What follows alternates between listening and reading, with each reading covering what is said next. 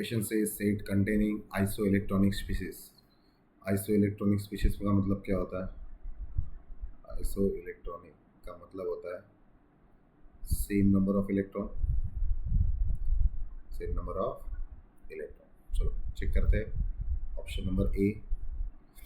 तो सबसे पहले क्या है मेरे पास, C2 2 माइनस है, तो कार्बन का कितना हो जाएगा 6 6 2 12 12 प्लस 2 कितना हो गया 14। फिर इसमें सेकंड क्या है NO प्लस।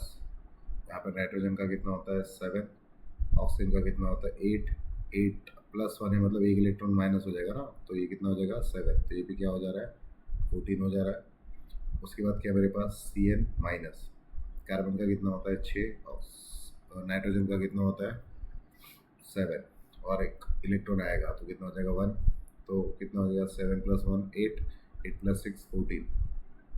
फिर लास्ट ऑप्शन क्या है हमारे पास O2 2 प्लस, ऑक्सीजन का कितना हो जाता है 18 8 नहीं 16 8 2 16 हो जाता है, माइनस 2 ना, दो पॉजिटिव चार्ज है, मतलब 2 इलेक्ट्रॉन डोनेट किए हुए हैं, तो कितना हो जाएगा 14।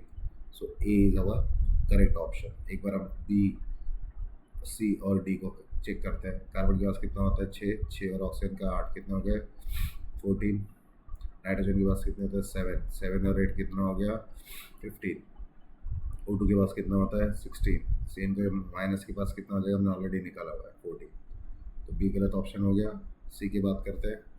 कार्बन की कितने पास है 6 और कितना हो गया 16 16 प्लस 6 22।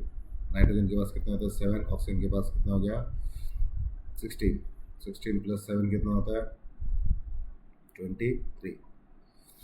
ऑक्सीजन के पास कितना हो जाएगा यहाँ पे 16, N2O5 के पास ऑक्सीजन के 8 होता है, 8 5 जा 40 40 प्लस 14 बराबर, तो ये भी नहीं है। यहाँ पे बात कर लेते हैं कार्बन ऑक्सीजन का, कितना आएगा कार्बन का 6 और ऑक्सीजन का कितना आएगा 8, कितना होता है 14, ये गलत हो जाएगा, तो यहाँ पे डी ऑप्शन भी गलत है। तो यहाँ पे हमारा करेक्ट ऑप्शन क्या है, A is our correct option. I hope this is clear.